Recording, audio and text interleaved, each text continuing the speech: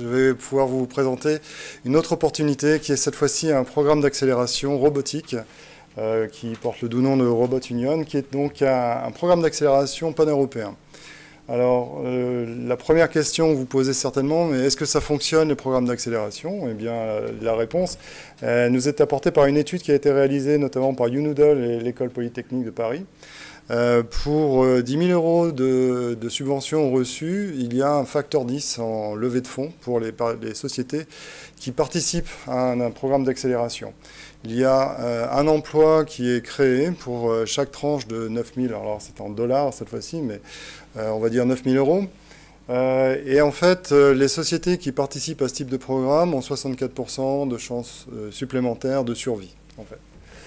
Donc oui, ça fonctionne. Et donc là, on est sur un projet qui va distribuer environ 4 millions d'euros equity free, c'est-à-dire que la plupart des business models des programmes d'accélération se font en échange de prise de participation. Donc ici, on s'adresse vraiment aux startups, mais cette fois-ci, le financement auquel vous aurez accès sera sans condition du point de vue de votre actionnariat. On va cibler 40 sociétés et ces 40 sociétés vont rentrer dans un processus de concours en fait. Donc on peut passer au slide suivant. Au total, donc les sociétés qui vont gagner, qui vont aller au plus loin, pourront au maximum cumuler jusqu'à 223 000 euros de funding. Et l'objectif du projet est de vous amener jusqu'à la levée de fonds pour environ 1 million d'euros. On cible 1 million d'euros de levée de fonds par société. Donc les partenaires sont représentés ici. Le projet est piloté par Fundingbox avec un partenaire au Canada qui est une des particularités. Il s'agit de Chrysalix, qui est une société d'investissement qui a notamment ouvert récemment un fonds en Europe. Donc vous avez les partenaires techniques qui sont représentés, VTT, DTI, TU Delft, Technalia et Piap, Piap est un laboratoire peut-être un peu moins connu en Pologne. L'école ISDI en Espagne apporte du coaching en termes de business développement. Il y a tout un groupe qui est donc dirigé par Blue Morpho au niveau de l'accès aux investisseurs. Donc il y a Chrysalix qui est une société d'investissement, mais également la ville d'Odense avec qui nous travaillons sur l'organisation d'un événement de pitch qui aura lieu en fin d'année prochaine. Il y a également de l'accès à l'industrie qui est apporté par le cluster MADE, les sociétés Arla, Fenin et Ferrovial. Donc nous ciblons, alors on parle de 5 verticales, mais plus exactement il s'agit de 4 verticales plus 1. C'est-à-dire qu'on souhaite soutenir les sociétés du domaine de la robotique dans l'agri-food, le manufacturing, le civil engineering ou la santé. Alors si vous ne répondez pas à l'une de ces 4 verticales, tout n'est pas perdu, parce qu'il reste Open Disruptive Innovations, une catégorie qui va vous permettre de toute façon de déposer un dossier pour concourir à Robot Union. Mais sachez que les 4 premières applications vous permettront d'avoir des accès industriels qui seront favorisés. Donc, les technologies qui sont recherchées. Donc, nous cherchons des startups qui cherchent à développer des systèmes, de la mécatronique, soit des technologies de perception de l'environnement, de navigation, soit de l'interaction robot-humain, des sciences cognitives également et des logiciels d'intelligence artificielle. Donc ça, ce sont les briques technologiques.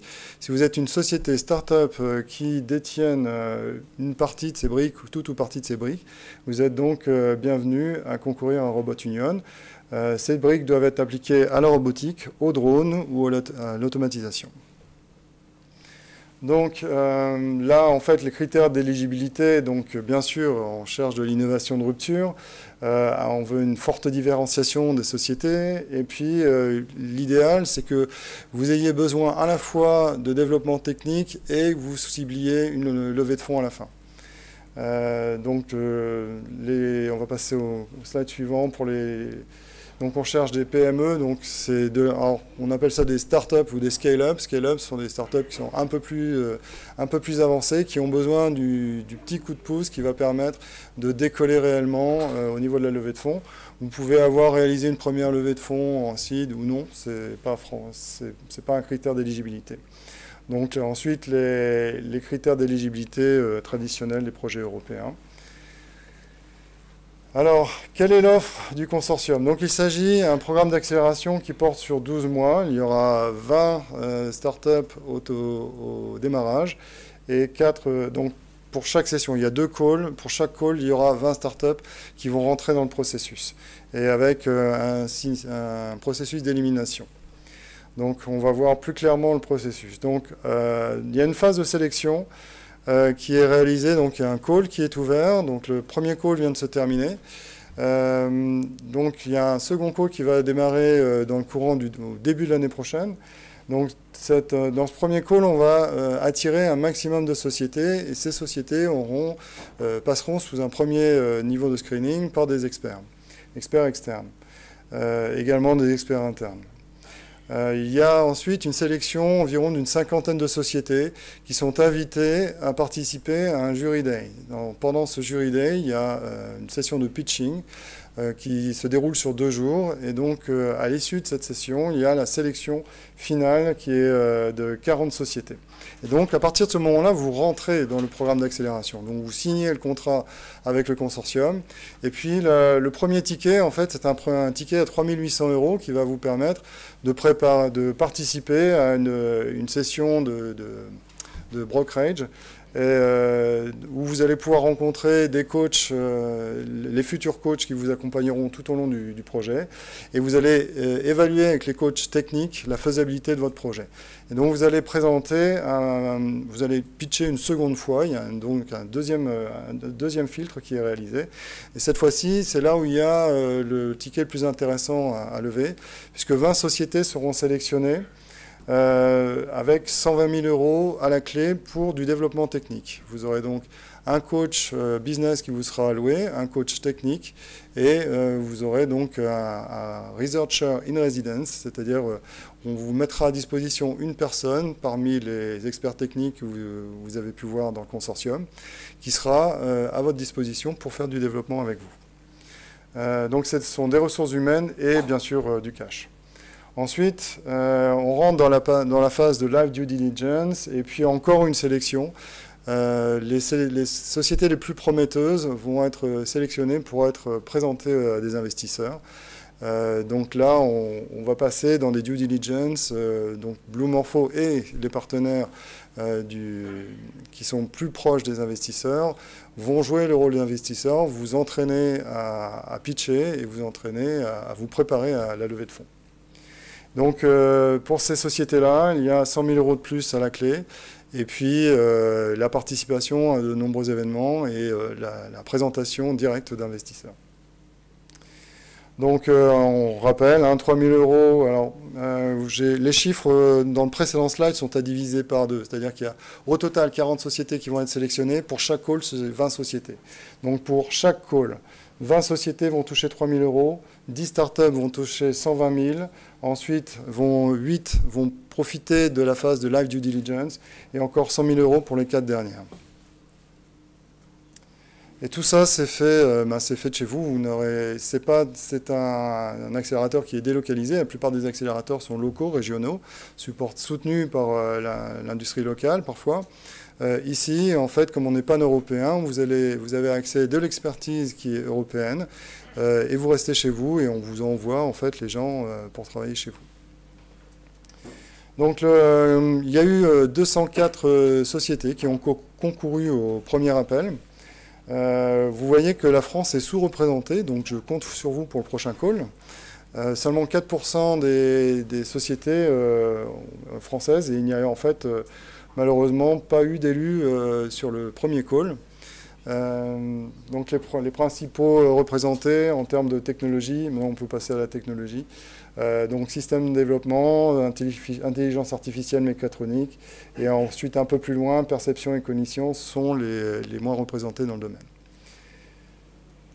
Bon, ça c'est également quels sont les segments de marché qui sont les plus représentés. Donc le manufacturing, donc 27%. Donc l'Open Disruptive Innovation, comme c'est un petit peu fourre-tout, je le concède, eh bien c'est quand même la deuxième représentation. Une sous-représentation par contre en infrastructure civile. Il reste finalement, après le filtre, assez peu de sociétés dans ce domaine. Donc le prochain call, il va ouvrir aux environs du mois de février. Donc encore une fois, comment déposer le dossier, ça se fait au travers de la plateforme Fundingbox. C'est encore une fois réalisé en ligne. Une petite particularité, on demande aux gens de uploader une petite vidéo. Alors, si vous n'avez pas une vidéo de niveau professionnel, c'est encore mieux, puisque en fait, ce qu'on veut voir, c'est simplement les personnes, comment elles défendent un dossier, comment elles défendent leur projet. Donc, ça peut être sous une forme d'une conversation très simple. Ça peut être filmé avec un smartphone. L'important, c'est qu'on vous voit réagir et qu'on vous voit défendre votre dossier avec vos tripes dans cette vidéo. Donc une clôture au mois de mai. Bien sûr, un helpdesk auprès du consortium. Donc vous pouvez soit vous rapprocher de moi dans le courant de l'après-midi si ce projet vous intéresse, si vous vous sentez éligible sur ce projet, ou contacter directement le helpdesk. Voilà, merci beaucoup. Et je crois qu'aujourd'hui, c'est vraiment tout pour moi.